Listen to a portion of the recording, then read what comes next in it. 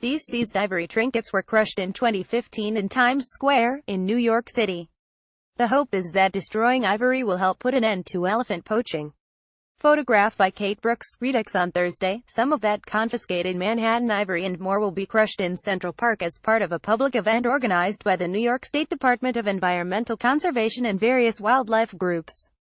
They hope that the crushing of nearly 2 tons of ivory tusks, jewelry, and trinkets will deter people from buying white gold and lead to the eventual shutdown of the illegal trade. At least 140,000 elephants have been lost to the ivory trade and habitat loss in less than a decade, a survey conducted in 2016 showed. International commercial sales of elephant ivory have been banned since 1990, and some countries have begun closing down domestic sales of legal ivory as well. China, the main market for ivory, announced plans to phase out domestic sales by 2018, and the U.S., another big ivory hub, limited sales of the material last year. Some U.S. states, notably California and New York, have banned sales too. Read about how Washington, D.C., has become a new ivory hotspot.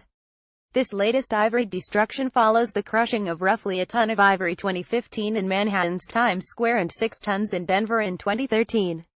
More than a dozen nations, including China, France, and Kenya, which burned 105 tons last year, have also destroyed their confiscated ivory. Watch largest ever ivory burn destroys 105 tons of ivory. While organizers tout the events as a powerful way to show that the material should have no worth, opinions regarding the value of destroying ivory are varied and nuanced. So Wildlife Watch asked people who are authorities on elephants, the ivory trade, or conservation to write up to 100 words giving their thoughts about this. Ross Harvey, economist and senior researcher with the South African Institute of International Affairs. To most economists, destroying something of market value is anathema.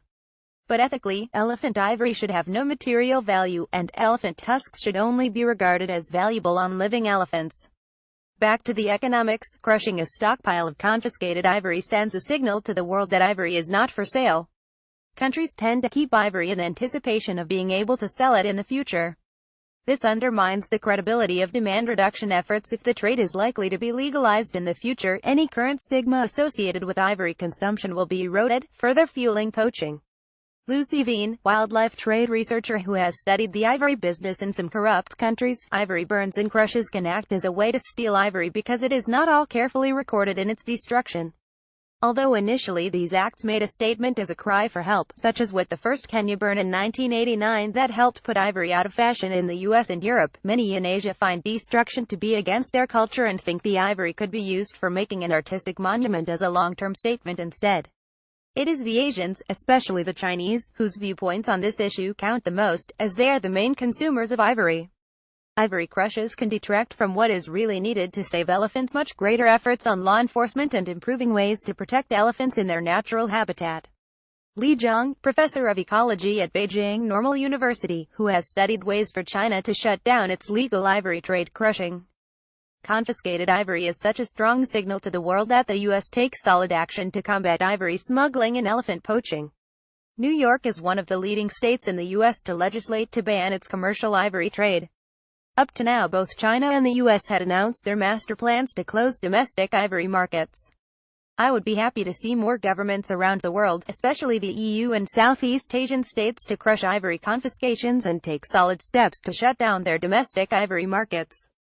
That will be the day we can say elephants on Earth are surviving poaching for ivory.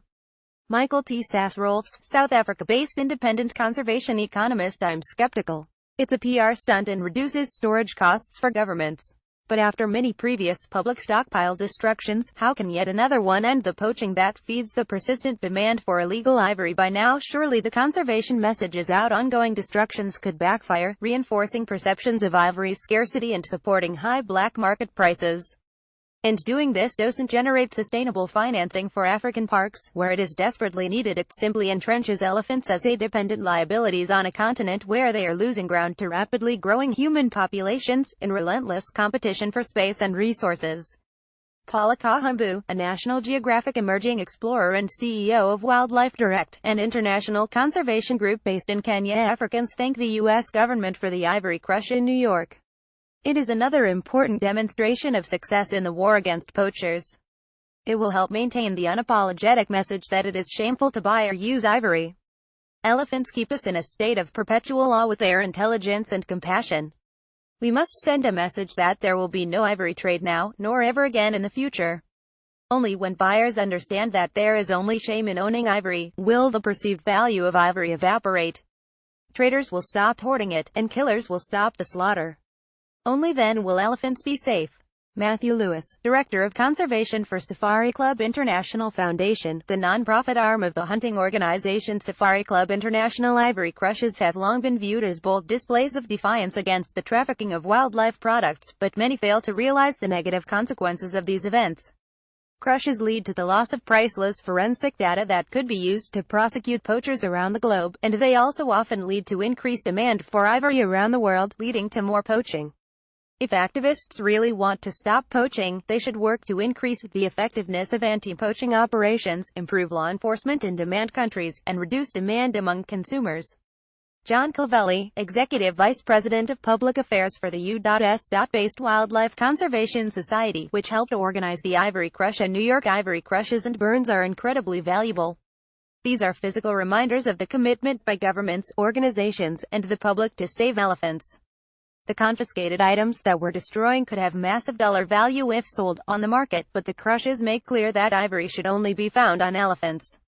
By crushing a ton of ivory in the middle of the world's most famous public park, New Yorkers are sending a loud message to poachers, traffickers, and dealers who set up shop right here on our streets. We want to stand for the slaughter of elephants. Read more stories about wildlife crime and exploitation on Wildlife Watch. Send tips, feedback, and story ideas to nigwildlife@netgeo.com.